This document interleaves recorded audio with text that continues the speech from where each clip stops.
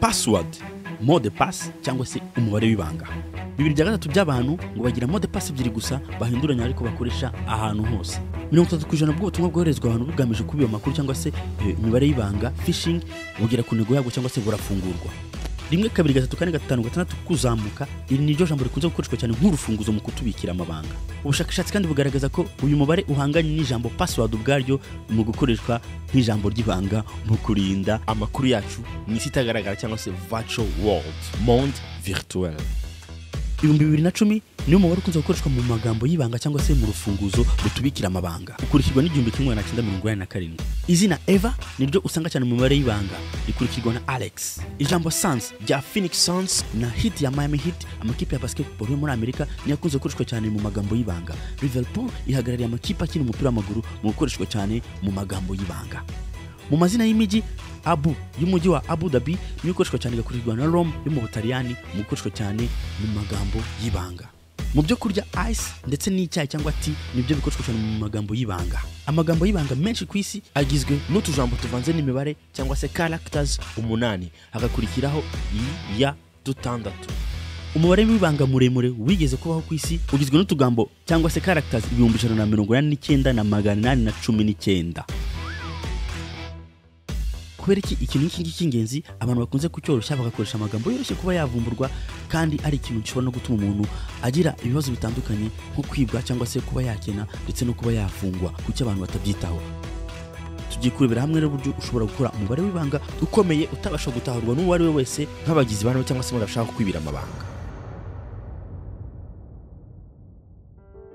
Password, mot de passe cyangwa se ijambo ry'ibanga ryakoreshejwe bwa mbere mu myaka y'1960 aho ngaho n'abashakashatsi bo muri Massachusetts Institute of Technology cyangwa MIT. Ijambo rya mbere ryakoreshejwe rikaba ryari ijambo login. Ijambo ry'ibanga rero turigiranya n'urufunguzo ufungisha inzu yawe cyangwa se ibindi bintu byose ufite by'agaciro nk'amakofre n'ibindi bintu byose ushaka kubikamo amabanga yawe, cyangwa se ibintu udashaka ko abantu bageraho utabemereye cyangwa se utabaye uburenganzira nka nyir'ubwite. Urufunguzo rero urucunze nabi ushobora kwinjirirwa, ugacucurwa cyangwa se ukibwa cyangwa se ukaba waniyitirirwa mu bikorwa runaka bitewe ubwa cyangwa se bitemewe cyangwa se cyber crime nkuko bivugwa mu ikoranabuhanga, bikaba byakorerwa mu izina ryawe kuko umuntu yaba yabashije gufata umwirondoro wawe yinjiye mu bintu byawe akavuga ko ari wowe cyangwa se akihindura wowe, cyangwa se akaba yagiramo ibyo akora bitari wowe nyir'ubwite wabyikoreye ariko bikakwitirirwa. Ntitwakwirengeza kandi ko hari n'uwo bishobora kuviramo urupfu kuko hari abashobora kugushaka barabuze aho baguhera, bikaba ngombwa ko binjira kugira ngo bamenye uwo ari wese n'uburyo ubaho kugira ngo babashe kubona uko bakubona. Nkuko urinda inzu yawe abajura rero uhica urufunguzo rwawe cyangwa se urugendana ahantu hose wifuza ko ari wowe nyine urutunga cyangwa se undi muntu wizeye, uretse ko mot de passe cyangwa se ijambo ry'ibanga nta muntu agombye kwizera n'uyu n'umwe ngo urimuhereze, yewe n'umuntu wa bugufi ugomba kumenya ko ari byawe. Waba ushaka kugira icyo umwereka cyangwa se ushaka ko yinjiramo ukamufungurira utarimubwiye cyangwa se utarimweretse, akinjiramo agakora icyo ashaka gukora, cyangwa byaba na ngombwa kuritanga ukaza kuvuga ko ugomba kuza kurihindura nyuma yaho. Yewe niyo nta kintu kibanga waba ufiteho ubike ko ushobora gukoreshwa cyangwa se umwirondoro ushobora gukoreshwa mu kintu runaka utazi gishobora kuba kibi cyangwa se cyakugiraho ingaruka. Isi turi kwinjiramo ni isi iteye ubwoba, ni isi ikomeye, ni isi irimo ibibazo byinshi cyane, aho ushobora gusanga abantu bashobora kuzajya bazira abandi, cyangwa se ushobora gusanga umuntu ashobora kugwa mu gihombo kidasanzwe, ushobora gusanga umuntu abashijwe ibintu atazi mu nkiko cyangwa se n'abandi babishinzwe kubera ko yacunze nabi urufunguzo cyangwa se yacunze nabi ijambo ry'ibanga. Ahantu hambere hakomeye amaguverinoma cyangwa se ibihugu birimo gushyira amafaranga menshi ndetse n'imbaraga ni mu kurinda umutekano w'ibintu byabo mu isi y'ikoranabuhanga cyangwa se cyber security. Nawe rero nyir'ubwite ugomba kumenya ko ugomba kwirindira. Amakampani nayo nuko nguko abantu bakora cyber security barinda amakuru y'amasosiyete cyangwa se y'amakampani y'ibigo bikomeye, ubu barimo gushakishwa cyane ndetse bakaba bafite isoko mu guhangana n'aba ngaba bitwa abahackers cyangwa se ababajura cyangwa se ababingwa mu by'ikoranabuhanga. Nibidukundira tuzabaganiraho birambuye cyangwa se tumenye uko bakora n'uburyo bikorwamo kugira ngo usobanukirwe neza iby'ibi bitero cyangwa se ubugizi bwa nabi bukorwa hifashishwa internet cyangwa se ikoranabuhanga bugamije guhombya cyangwa gushyira abantu bamwe hasi. Kora subscribe kugira ngo nkora ikiganiro nk'icyo ngicyo ntikikagucike, ujye uba mbere mu kumenya utuntu nk'utungu cyangwa se amakuru nk'aya ngaya y'ingenzi mwisi turimo kwinjiramo. Rero uzasanga ukeneye gushyira umwirondoro wawe ahantu henshi, gukora konti ku mbuga zitandukanye kugira ngo ubashe gukoresha serivisi zabo nko guhaha cyangwa se kugira icyo usaba cyangwa se kugira icyo ubona, ndetse hari n'abakoresha kuba bagurana amakuru yawe guhereza ikintu cy'ubuntu. mu bisanzwe bizwi nka email marketing. urugero bakubwira ngo shyiramo email yawe kugira ngo tuguhereze link uri busange ikintu kiniki cyangwa se service iyi y'ubuntu, cyangwa se ukaba uri downloadingeho ikintu ku kugira ngo babone gusa amakuru yawe. Bivuze ko rero amakuru yawe arahenze, niwo ugomba kumenya uko kuyarinda rero nta kintu uzakoresha uretse umubare w'ibanga. Ugiye kugerageza kukwereka uburyo wakoramo umubare w'ibanga ukomeye utapfa kwiyumvirwa cyangwa se upfa gutekerezwaho n'umuntu ubonetse uwo ari we wese, kabone niyo ubwo yaba afitemo ubuhanga byamusaba isukari nyinshi cyane kugira ngo abashe kuba yavumbura umubare wawe w'ibanga. Twagiye nifashishije splash data, urutonde yakoze rw'amagambo y'ibanga cyangwa y'urufunguzo 20 giye kwereka kuva mu mwaka wa 2011 uko aya magambo yagiye akoreshwa cyane ku mbuga zitandukanye. Urutonde kandi ntago rutandukanye cyane n'urwakozwe na keeper.com, yewe na NCSS nayo yakoze urundi rutonde narwo rwenda gura neza n'urunguru rw'amagambo akunzwe gukoreshwa cyane n'abantu nk'urufunguzo aho bisabwe. Wowe uri muri iyi video sinzi mode pass yawe, yaba uyifungisha computer yawe, yaba uyifungisha email zawe cyangwa n'ibindi bintu by'amabanga bisaba kwandika imibare cyangwa se amagambo y'ibanga. Ariko ngiye kubwira ibintu bitanu bikunze gukoreshwa n'abantu muri mode pass yawe cyangwa mu magambo cyangwa se mu rufunguzo rwabo. Nusanga harimo kimwe byibuze ukande like, nusanga harimo bibiri subscribe yanjye uyimpereze, ndaba nayikoreye. Twagiye mu mode pass cyangwa se amagambo y'ibanga abantu bafite akenshi akunze kuba harimo amazina, izina ryawe niba uri nyirayo, cyangwa se niba ufite abana, izina ry'umwe mu bana bawe, niba warashatse cyangwa se ufite umwe mu bana, umwe mu izina ry'uwo mu bana, niba ukundana ushobora gukoresha izina ry'umwe mu bakundana cyangwa se mwigeze gukundanaho. Niba utunze itungo rimwe ryo mu rugo rero, rimwe ribana n'abantu mu nzu, ni ngombwa ko iryo zina ryayo ari ryo wahisemo n'igihe wayitungiye cyangwa se igihe yavukiye, niba yaravukiye mu biganza byawe. Iryo ni izina. Ikindi cya kabiri, amatariki. Niba warakoresheje izina ryawe ushobora kuba rikurikirwa n'itariki yawe wavutseho, niba ari izina ry'umwana wawe ushobora kuba rikurikirwa n'itariki yavutseho. Iryo ngiyo ni imwe, swate itariki yavutseho cyangwa se itariki imwe mu matariki y'ingenzi: ubukwe, umubatizo, gukundana, cyangwa se niba ari umuntu wakundaga akaba atakiriho n'umwaka ashobora kuba yaritabyemo Imana. Sinashibagira kandi ko umwaka wafunguyemo email cyangwa se iyo mode pass. Icya gatatu, nimero ya telefone. Hashobora kuba harimo imibare ihera kuri nimero ya telefone, niba atari 2 ni 3 cyangwa se 4. Icya kane, inyajwi itangira umubare wawe w'ibanga cyangwa se urufunguzo cyangwa se ijambo rya ry'urufunguzo uri muri majuscule cyangwa se mu nyuguti nkuru cyangwa se mu cyapa. Icyanyuma rero cy'abahanga barinze umutekano badadi bakoresheje utumenyetso symbols ni utuntu tutari amagambo cyangwa se inyuguti. Ni nyinshi cyane, nafashe 3 zikunze gukoreshwa. Ugomba kuba ufite imwe: agatangaro, arobase cyangwa se ampersand cyangwa se and kakano bakoresha kavuga ngo na. Wala niba rero wumvisemo kamwe, like yanjye ndayikeneye. Niba wumvisemo 2 nagusabye gukora subscribe. Niba warayikoze rero ka comment nta kibazo, nge ndikomereje. Tugende rero kuri ibi maze kukubwira. Hari uburyo bukoreshwa bwo kwiba mode pass bitwa dictionary attack. Dictionary attack ni uburyo umuntu yimagina amagambo ushobora kuba warakoresheje ugakora mode pass yawe agende kuri bira byose maze kukubwira. Uburyo bwakoreshejwe mu kwiba banki yitwa TransUnion muri South Africa, ubwo binjiragamo mu kwezi kwa 3 mu mwaka 2022 bakiba arenga miliyoni 15 z'amadolari mu byo bita cryptocurrency. Nubango ntago byigeze bitinda kugira ngo abantu bibe iyi banki uko baragiye gusa barimagina ngo bano banashobora kuba barakoresheje iyi mode pass. Mode pass yabo yari yoroshye, bakoresheje ijambo ngo password. Nubango base binjiramo ubundi biyohereza amafaranga bashakaga. N'ubu buryo bukoreshwa rero nawe ugiye kwibwa.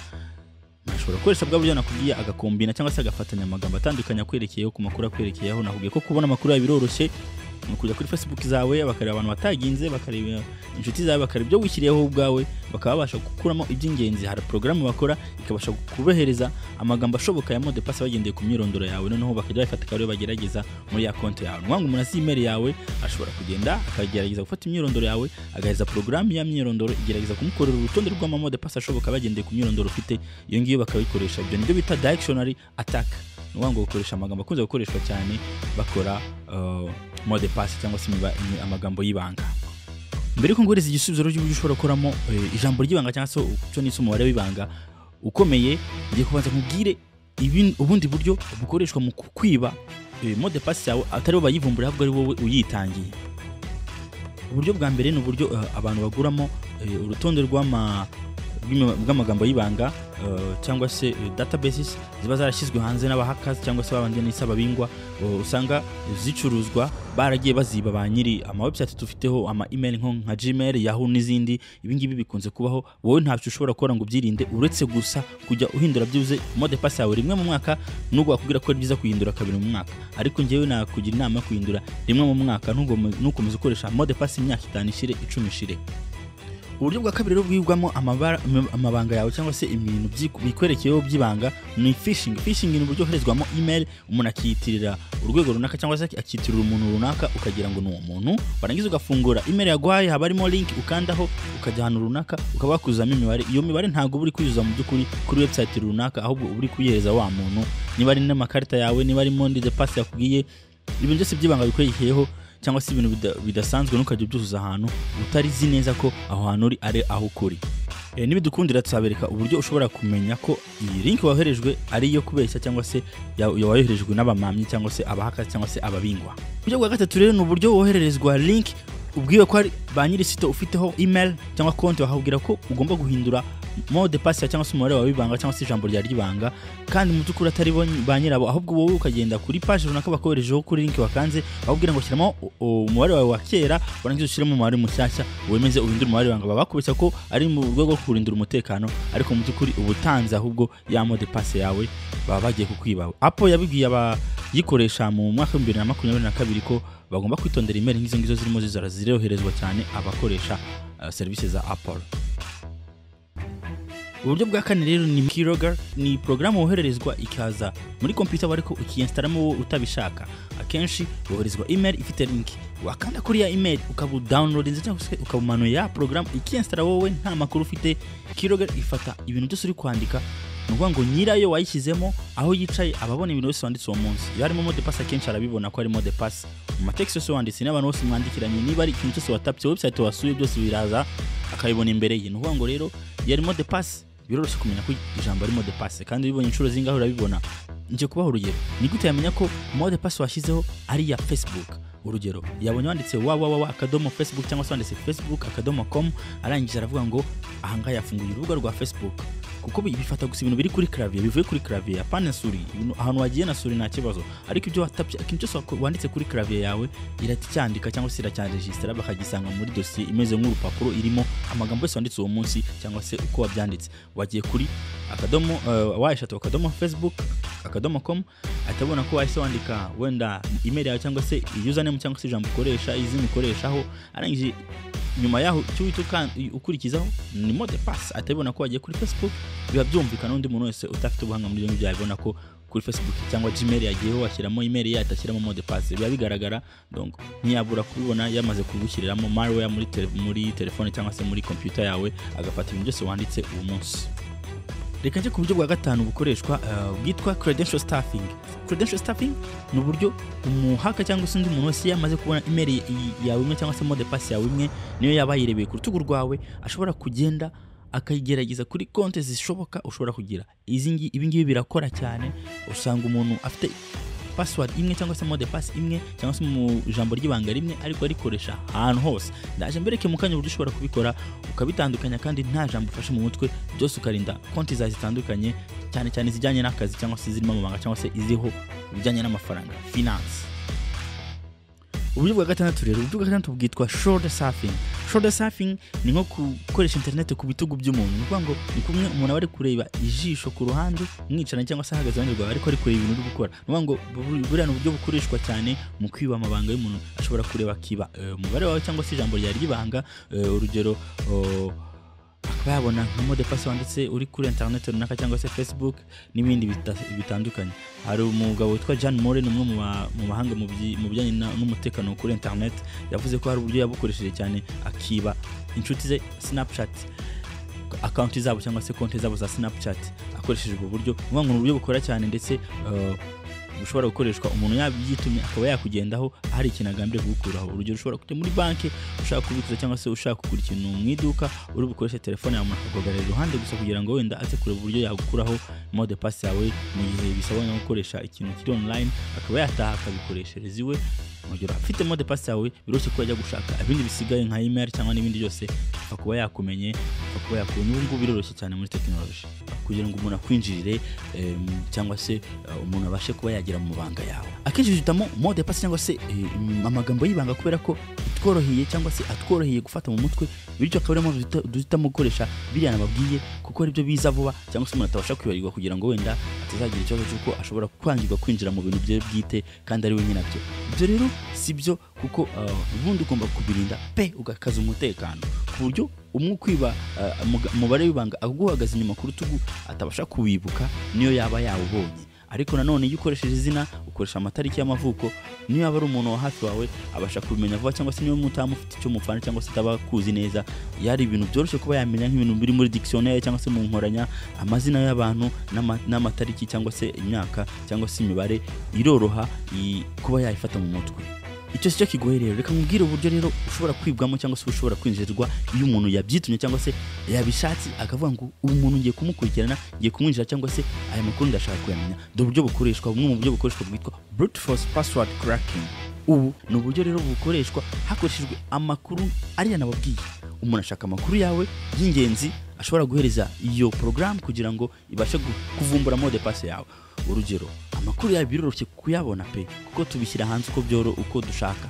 Amazina yawe ari kuri social networks, social media, Facebook, Twitter, Instagram n'ahandi hose umuntu ajya akabona amazina yawe yose, yewe naho utuye, igihe wavukiye biba bihari, imbwa niba uyifite cyangwa se itungo runaka, izina ryawe riba ririho, abavandimwe ari igihe bataginga. Biroroshye kubona amakuru yawe rero. Iyo umuntu ashaka kubona mode pass yawe rero, ibyo ni byaheraho kenshi akabireza ya program nabwiye yitwa brute force crackers cyangwa se za program zinjira zigerageza guhuza imibare zikaba zabasha gushyira muri, niba ari muri computer cyangwa se niba ari muri email yawe, ko na email kubibona biroroshye, akabasha kukwinjirira. Uko nabivuze rero, ntago bisaba ubuhanga cyane kuba wakoresha brute force cracking. Hari program zabigenewe zibikora nka Hashcat, Hydra, John the Ripper n'izindi ni nyinshi. Umuhaka cyangwa se umuntu ubimenyereye afata gusa imyirondoro yawe y'ingenzi akayihereza, undi akayihereza umwanya.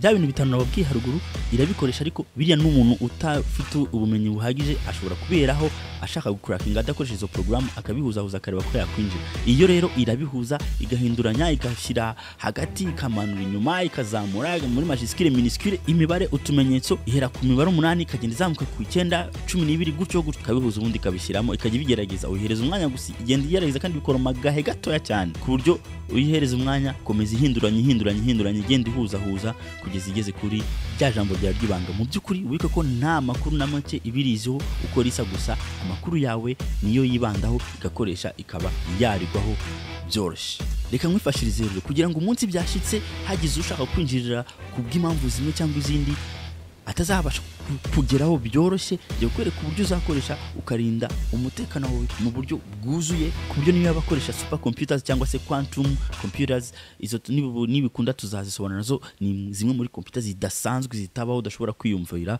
adashobora gupfa kukwinjirira. Tudatinze rero ngiye kwereka uburyo ukora password yawe y'umutamenwa, uzajya ukoresha ku mbuga zose. Ngiye maze imyaka myinshi nkoresha ubu buryo, nta password mfata mu mutwe, mfite formula cyangwa se mfite patterns nakoze, iyo niyo nkoresha ku ma website yose, hanyuma nkabasha kwinjira ahantu hose. Niyo namaze imyaka 5 narageze aho hantu mbasha kuhinjira, no kubera ikintu ukora ko nakoresheje ubu buryo kandi buri secure, kugira ngo ubashe kuba wamenya password nkoresha cyangwa se uburyo nkoresha mu bisaba gufata password yanjye ukayandika ukadecodinga byagutwarije. Ariko kupfa kuvangura koresha brute force attack cyangwa se uraza gukoresha dictionary attack ntibyagukundira. Niyo mpamvu rero njye kubigisha ubu buryo nange kugira ngo mujye mukora password ziri secure. Ibintu bitanu nakubuje gukoresha wabyumvise, ni bifite aho bihuriye nawe, kubera ko abantu bafite abakuzi cyangwa se n'abari kugushakisha nibyo baheraho babanza guteranya, hanyuma bakareba niba bashobora kubishyira hamwe, bakabihereza izi brute force attackers cyangwa se crackers, bakabihereza izi software zikaba zabasha gukuramo password. Zigerageza guhuzahuza ibishoboka, ukuntu utekizora murabizi ukuntu ukora password akenshi ubanza izina cyangwa se byawe tuvuze, ugakurikiza igihe wavukiye cyangwa se ukarenza agatangazo, cyangwa se akenshi wabanje majuscule. Biroroshye, akenshi ubanza ngo ni tuvuge niba ari izina ry'umwana wa mwana, tuvuge niba yitwa Bertin cyangwa se tuvuge niba wowe witwa Bertin, uvuga ngo ni B ukayishyira muri majuscule, ukagira ngo ni B Bertin, sibyo, ugashyiraho umubare wenda yavukiye, igihumbi kimwe na magana cyenda na mirongo icyenda n'umunani ni urugero. Hanyuma warangiza ngo wabikabyo ugatushyiraho agatangaza. Ibi bintu biroroshye, ibintu biroroshye kubigesinga cyangwa se kubivumbura. Umuntu ashatse kukwinjirira apfa kuba gusa yamenye email yawe, then akaba akuza akajya ku marezo sosiyo yawe, ashobora guterateranya si ibingibi gusa, ashobora gushyiramo izina ry'abandi, bafata imyirondoro bakayishyira hamwe undi bakayihereza ikagesinga, igenda ibinduranya ariko bikora mu gahe gatoya udashobora kumva. Rero ibingibi tumaze kubona ko nta buryo, nta mutekano urimo. Ikintu cya mbere cyoroshye kuba wakora ni ukoresha icyo twita passphrases. Password ni word nyine, ni ijambo. Passphrase, passphrase ikora gute? Passphrase ushobora gukoresha interuro, abantu tumenyereye ijambo. Bertin, dukomeze dukoreshe Bertin, sibyo? Dukoreshe Bertin. Bertin akunda amata. Voilà, ashaka gushyiraho amajiscire hano, amata. Iyi ngiyi password nta muntu ushobora gupfa kuyivumbura, gusa uyanditse umuntu ari kuyireba biroroshye kuyifata mu mutwe. Dushobora guhita dushyiramo ikiriro nanone muri iyi passphrase, dushobora guhita twongeramo special characters cyangwa symbols. Reka ibintu byoroshye no gukoresha icyo twita read speak. Read speak ni babyandika batya, read speak ni ngo ni uburyo usimbuza interuro zimwe, amagambo cyangwa se imibare cyangwa se symbols. Iyi ngiyi tugiye kubisimbuza kugira ngo bijye bisimburana. Iyi ishobora kuzajya iba, voilà, okay, ntabwo ari zonyine ushobora kubisimbuza n'ibindi. Read speak rero ifite akamaro gakomeye kubera ko tugiye nko muri Bertin hano, iyi password nta muntu wapfa kuyivumbura. Isi iragoye kubasha kuyivumbura. Reka rero dukoresha wenda passphrase, urabona ko nayikanitse pe, nayikanitse, irakanitse. Ushatse watongeraho n'akandi kantu inyuma ubishaka. Urabona dufite 20 characters. My goodness, nta muntu apfa gufata iyi password, nibibaho. Iyi ushobora kuyikoresha ahantu hose, ariko nabyo ntabwo ari byiza. Nicyo kibazo cyayo. Ushobora kuyikoresha kuri site zitandukanye. Ngiye kubereka noneho indi ushobora gukoresha kuri website zitandukanye.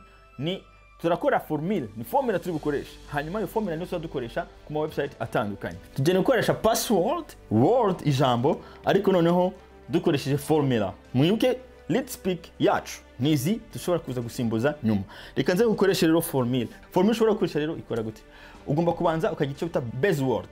Base word ni kuvuga ni ijambo ry'urufatizo. Fata ijambo rimwe utazibagirwa, ridafite aho rihuriye na ya myirondoro yawe nakubwiye. Niba ari akazina bakwitaga uri umwana, nta muntu kazi mu bantu bakwegereye cyangwa batakoresha ari bakuru, ako kazina karoroshye kuba bagakoresha, ariko nta hantu kagaragara. Niba uzi ko washyira ikoresha ubu ngubu nickname yawe ntudikoreshe. Fata ikintu kimwe, ikintu uzi udashobora kwibagirwa, niyo wagimba none ariko ukabuzi ko utazakibagirwa. Tuvuga urugero, ushobora kuvuga ijambo banana, niryo jambo mpisemo, nta hantu biriwe na fruit inkunda, ntago ari fruit inkunda, aho kubera ko ari banana nzi ko ari umuneke ntago nzabyibagirwa. Iyo ni ni base yanjye, base phrase cyangwa se base word, pardon. Iyi ngiyi meze neza, mfite base word yanjye. Ngiye gukoresha iki noneho? Ngiye gukoresha icya kabiri. Ndaza gukenera gushiriramo lead word. Lead speak niyo base yacu yo gutangirira, niryo jambo turi buze gutangirira. Iri jambo rigiye kutubera intangiriro yo kuba twatangira no gukora password. Nubwo riri coded, dukeneye ikindi kintu, special characters. Tukashizemo lead word. Ushobora gufata irindi jambo, ushaka. Dushobora gufata, voilà, reka dukoresha umuneke. Nubwo ari rero ariko kubera ko dukeneye password ndende, nta kibazo, reka dukoresha ijambo umuneke. Reka duhindure umuneke twe gukoresha iyi ngibi, okay, umuneke. Let's use 3, okay. Uhitamo ijambo ushaka, ukoresha read speak, ireta ushaka hanga cyangwa simba ushaka hanga. Hanyuma ako kararangiye, tugiye gukenera iki? Tugiye gukenera website, izina rya website uriho. Fata izina rya website iyo ari yo yose. Ama website matoya agira amazina magufiya, nzi ni X, nzi x.com ni y'umugabo Elon Musk, nzi Q ni quantum, ibintu bya quantum computing. Nubu ufite website imeze uko uzakoreshe iyi nyuguti formula cyangwa se formula. Turaza gukenera base yacu ni ijambo runaka, tuze gukenera website twasuye, tuze gukenera special characters. Ni symbol yari yose yo wafata muri amasimbo na yangaya ushobora gufatamo iyo ushaka. Iformule iroroshye. Icyambere ushobora gukora, ushobora gufata base yawe uko ingana ukayicamo kabiri. Tuvuge niba ukoresheje rya jambo ngo umuneke, base yacu twasimbuje twakoresha lit word hariya, hanyuma tugakora website runaka, izina rya website, characters zigize website. Reka ngo propose gufata ngewe ebyiri za mbere nizo umuntu adashobora gupfa kuvumbura. Ni inyuguti cyangwa se no characters turi kuri website tubanza. Nushaka kuzafata utwinyuma tubanza ni formule yawe. Special characters, dufite special characters nyinshi hanga, dufite dollar sign, dufite yengi, dufite ko ari nyinshi. It's up to you guhitamo iyo uzakoresha. Ni formula yawe. Formula yacu imeze gutya. Turakenera password ifite inyajwi uzakorera 12 kuko kenshi bakunda umunani biba bihagije kenshi, ariko website nyinshi ni 12. 14 n'uzibasha uzazikora. 12 dukeneye 12. Formula yacu irazi ko imeze gutya. Turaza kubanza ijambo ryo kuri website. Amagambo birabanza kuri website tuyahuze na half ya base ya mbere, igice cya mbere cya base. Half ya base tubihuze na special character. Akenshi bazishira inyuma, ntuzayishira inyuma. Special character. Hanyuma turenzeho second half cyangwa se base igice cya kabiri cya base, aricyo cyiki ngiki. Second half cyangwa se base nanone other half. Tugiye gusura website, tugiye gusura ni Facebook. Turaza gukenera inyajwi ya mbere ni ya kabiri. Wibuke ko dufite let's speak ushobora gusimbuzamo hano. Iyi right yinduka kane. Ndaba mfite F kane. Sibyo? Mode pass yanjye yarimeze gute. Ubanza majiskire twese turabizi. Turabanza Facebook net twagiye no dufungura ura F kane underscore ushobora no gukoresha akamenyetso ko guteranya plus, sibyo? It's up to you. Akamenyetso uzamenye ko ari kuzakoresha uvuga kuri kubiteranya. Nano ushobora washaka wakongeramo base ya mbere uwongera uteranyeho special characters uhitamo iyo ari yo yose. Kadushiremo dollar sign duteranyeho igice cya kabiri cya base ni neke. Nukuvuga ngo iyi formula yacu ibyaye password y'umutamenwa. Umuntu adapfa kwimagina zira clackers zidashobora gupfa kumenya. Niyo umuntu afite amakuru yawe ntabwo azapfa kukwinjirira. Tuvuge ko noneho ibi ngibi nige wasuye Facebook. Twige iyi ni formule, uko ari formule. Tugiye gusura noneho Gmail. Turaza gukenera iyi ni ngiyi. Nuvuga ngo ni first and second. Turatugira mode pass ivuga ngo voilà. Nuvuga ngo iyi ni indi mode pass yacu dufite tugiye gusura Gmail, which is good. Hanyuma uramutse ugiye ku website uraza koresha formula yawe uhindure gusa bitewe na website wasuye, uhindure gusa. Nubu ufite ya website ifite ijambo rimwe nta kibazo kura ko ufite security kubera yuko ufite amagambo 13 deja mu gihe website yawe irengeje inyajwe ebyiri. Urugero reka nkoresha iyi. Niba wasuye xx.com uvuga ngo ufite password eshatu zitandukanye kandi umuntu atapfa gushobora kumenya ushaka ijambo bidafitana uruhure n'ibintu abantu bazi. Ukore formula uyandike. Ibi ngibi ngewe iyo ngiye kuri website ndayireba gusa ngahita mfata pattern yanjye. Pattern n'uburyo ibintu bikurikirana bidahinduka. It's up to you kubura gukora iyo formula. Kora password zitandukanye ku ma website atandukanye, nta kintu ufashe mu mutwe uretse iyi formula yawe. Nibwo buryo ngiye nkoresha. Niwapfa kumenya password yanjye, niyo waba uhagaze inyuma yanjye, niwapfa kuyimenya, niwapfa kuyifata mu mutwe. Si kugira ngo umenye password yanjye nuko ushobora kumbona ndimo ndandika password kuri website ebyiri zitandukanye, ukabihuza wenda ushobora kuramo pattern yanjye, hanyuma ukabona gutekereza nanone kuri indi formule na applyingamo. Ibyo ngibyo byakuvuna cyane, ariko kugira ngo ukoreshe crackers, ukoreshe dictionary attack byakuvuna cyane kugira ngo unyibe account cyangwa se unjyane na account. Ubwo n'uburyo mbigishije, nizere ko bugiye kubafasha namwe mukaba muri safe. Reka mpita mbahereza umukoro rero muri comment nyereka iyo password ushobora gukoresha ukoresheje iyi formula yanjye mberetse, hanyuma niwo it's up to you bitewe na formula uri bukoreshe, hanyuma ukore password yawe. Nizere ko rero mbafashije. Niba hari icyo wize kora share, niba utarakora subscribe niwo mwanya ubu ngubu, niba kandi warakoze subscribe rwose ushyireho notification kugira ngo izindi video zitazagucika, hanyuma kandi ntiwibagirwe gukanda gushyiraho comment iyo ari yo yose, niyo washyiramo icyo gisubizo cyangwa se ukagira ijambo utubwira. Mu by'ukuri biradufasha kuri YouTube kugira ngo YouTube ibone ko video ifite umumaro, ishyire n'abandi ibagirira umumaro. Icyo dushaka nuko dutransform abantu tukagira abantu bari smart kuri internet. Nta muntu ushobora kuvuga ngo yaribwe, nta muntu ushobora kuvuga ngo yasigaye inyuma kubera ikibazo iki n'iki. Murakoze, ndabakunda, nitwa Naklet. Bye.